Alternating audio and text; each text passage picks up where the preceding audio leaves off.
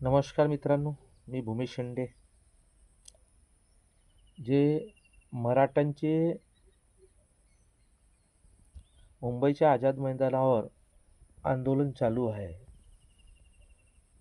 त्यांना ओबीसीतून आरक्षण मिळावं म्हणून ते आंदोलन करत आहे.